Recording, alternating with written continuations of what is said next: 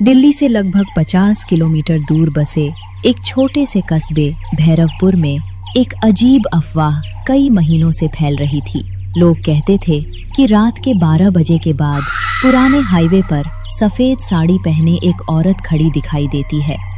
इसी कस्बे में रहता था रघुवीर, लगभग 40 साल का मेहनती लेकिन बेहद गरीब ऑटो चालक। उसकी पत्नी सुनीता सिलाई करके घर चलाने में उसका साथ देती थी।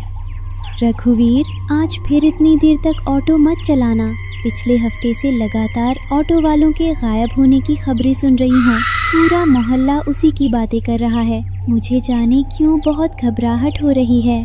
सुनीता, डर से पेट नहीं भरता। दिन में मुश्किल से 3-4 सवारी मिलती है। रात में एयरपोर्ट और स्टेशन से कुछ अच्छी कमाई हो जाती है। अगर आज भी जल्दी लौट आया तो इस महीने का किराया कैसे भरेंगे? तुम चिंता मत करो, मैं उस पुराने हाईवे की तरफ बिल्कुल नहीं जाऊंगा। तुम हमेशा यही कहते हो कि चिंता मत करो, लेकिन दुनिया बदल गई है। लोग यूं ही नहीं गायब हो रहे, कोई तो वजह होगी। अगर कोई सुनसान रास्ते पर अकेली औरत भी मिल जाए तो उसे मत बैठाना। अगर हर सवारी पर शक करूंगा तो ऑटो चलाना ही छोड़ना पड़ेगा। मैं संभल कर रहूंगा, भगवान पर भरोसा रखो। रघुवीर रात करीब 10:30 बजे घर से निकल गया। उधर पूरे ऑटो स्टैंड पर भी अजीब सन्नाटा था। वहाँ उसके दोस्त बबलू और नरेश पहले से बैठे थे। रघु, आज भी निकला है? मैंने तो फैसला कर लिया है कि 12 बजे के बाद ऑटो नहीं चलाऊंगा। 2 दिन पहले राजू गायब हुआ, उससे पहले महेश। पुलिस भी कुछ नहीं कर पाई। मैंने अपनी आंखों से देखा था भाई। उस रात हाईवे के मोड़ पर एक सफेद साड़ी वाली औरत खड़ी थी। मैंने सोचा सवारी होगी, लेकिन जैसे ही ऑटो मोड़ा वो अचानक गायब हो गई। मैं तो डर के मारे सीधे घर भाग आया। हो सकता है किसी ने मजाक किया हो। लोग डर जाते हैं तो हर परछाई भूत लगने लगती है। काश बात इतनी ही होती। राजू का ऑटो अगले दिन सड़क किनारे मिला था। इंजन चालू था, चाबी लगी हुई थी, लेकिन राजू का कहीं पता नहीं चला। रात धीरे धीरे गहरी होती गई। 12 बजने में कुछ ही मिनट बाकी थे। रघुवीर ने तय किया कि आखिरी सवारी लेकर घर लौट जाएगा। सड़क लगभग खाली थी। सड़क के किनारे एक औरत खड़ी थी। उसने सफेद साड़ी पहन रखी थी। चेहरा लंबे घूंघट से ढका हुआ था। वो बिल्कुल हिल नहीं रही थी। लेकिन तभी उस औरत ने बहुत धीमी आवाज में कहा, बेटा, शहर तक छोड़ दोगे? बहुत देर से कोई गाड़ी नहीं रुकी। फिर उसने सोचा, अगर सचमुच कोई मुसीबत में हुई तो? कहाँ जाना है माताजी? बस आगे, जहाँ मैं कहूँ वहीं रोक देना। रघुवीर ने उसे पीछे बैठा लिया। ऑटो फिर धीरे धीरे आगे बढ़ने लगा। करीब 5 मिनट तक किसी ने एक शब्द नहीं बोला, लेकिन अचानक ऑटो के अंदर अजीब सी बदबू फैलने लगी, जैसे किसी पुराने शमशान से हवा आ रही हो। रघुवीर ने रियर व्यू मिरर में देखा। औरत पहले जैसी ही बैठी थी, लेकिन उसके पैर उल्टे दिखाई दे रहे थे। रघुवीर का गला सूख गया। कुछ सेकंड बाद पीछे से बहुत धीमी हंसी सुनाई दी। डर क्यों रहे हो? अभी तो रास्ता शुरू हुआ है। रघुवीर के हाथ कांपने लगे। आपको जहाँ उतरना है जल्दी बता दीजिए। इतनी जल्दी क्या है? तुम्हें तो आज मेरे साथ बहुत दूर जाना है। रघुवीर ने हिम्मत करके फिर शीशे में देखा। इस बार उसका खून जम गया। घूंघट हट चुका था। मुंह कानों तक फटा हुआ था। रघुवीर जोर से ब्रेक लगाने ही वाला था कि ऑटो का इंजन अपने आप बंद हो गया। चारों तरफ घना कोहरा फैल गया। कई साल पहले इसी सड़क पर लोगों ने मुझे जिंदा जलाकर मार दिया था। अब जो भी रात में मुझे अपने साथ बैठाता है वो कभी अपने घर नहीं लौटता। मैंने आपका क्या बिगाड़ा है? मैं तो बस मेहनत करके अपने घर का पेट पालता हूँ। मेरी पत्नी मेरा इंतजार कर रही होगी, मुझे जाने दो। हर इंसान यही कहता है, लेकिन अब तुम्हारी मंजिल मेरा संसार है। अचानक पूरे इलाके में इतनी तेज चीख गूंजी कि आसपास बैठे पक्षी उड़ गए। कुछ सेकंड बाद कोहरा पूरी सड़क पर छा गया और फिर सब कुछ शांत हो गया। अगली सुबह पुराने हाईवे के किनारे रघुवीर का ऑटो खड़ा मिला। इंजन बंद था, लेकिन रघुवीर कहीं नहीं था। उधर घर पर सुनीता पूरी रात दरवाजे पर बैठी उसका इंतजार करती रही। रघुवीर के गायब होने के बाद पूरा भैरवपुर डर के साए में जीने लगा। आखिरकार सुनीता ने वही फैसला लिया जिसकी किसी ने कल्पना भी नहीं की। वो खुद ऑटो चलाएगी।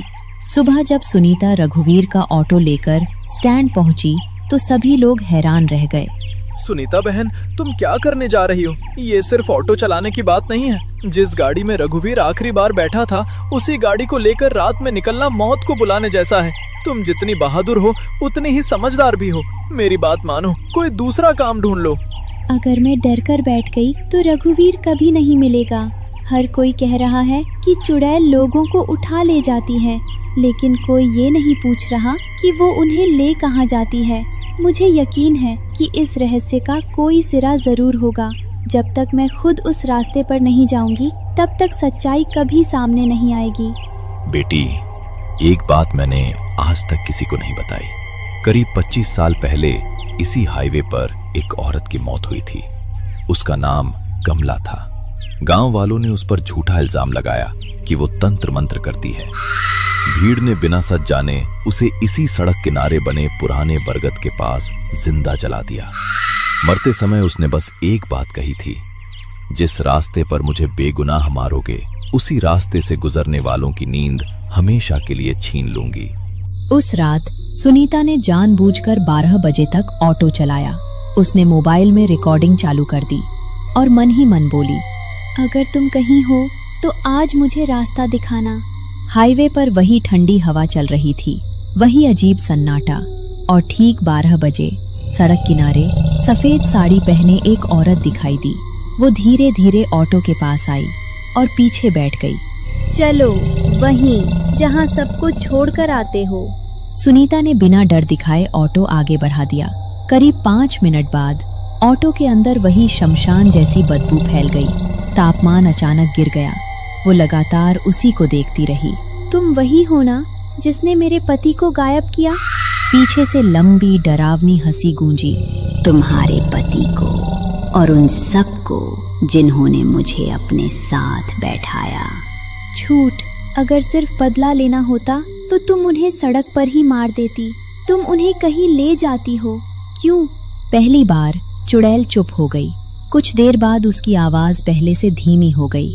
मरने से पहले मैं भी किसी की पत्नी थी। मुझे बचाने कोई नहीं आया, इसलिए अब किसी का घर नहीं बसने दूंगी।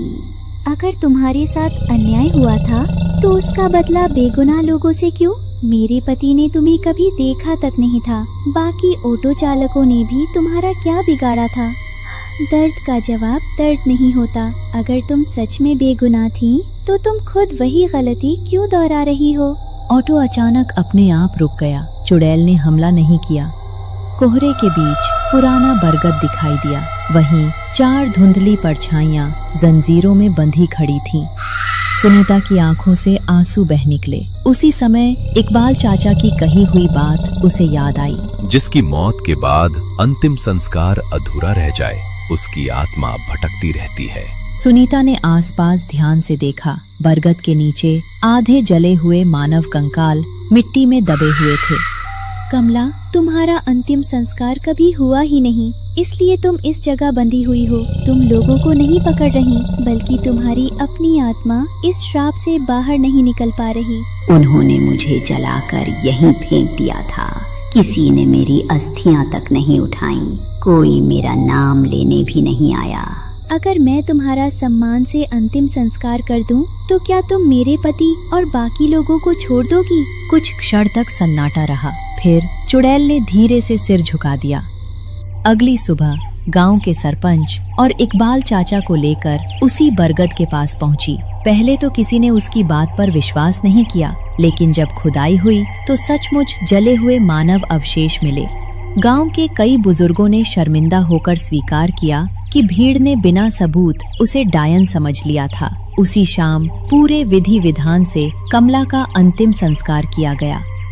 जैसे ही आखिरी मंत्र पूरा हुआ, बरगद के ऊपर तेज हवा चली। सफेद धुआं आसमान की ओर उठने लगा। उसी धुएं में कमला की आकृति दिखाई दी। आज इतने वर्षों बाद किसी ने मुझे चुड़ैल नहीं, इंसान समझा है। मेरा क्रोध यही समाप्त होता है। इतना बोलकर चुड़ैल वहां से गायब हो गई।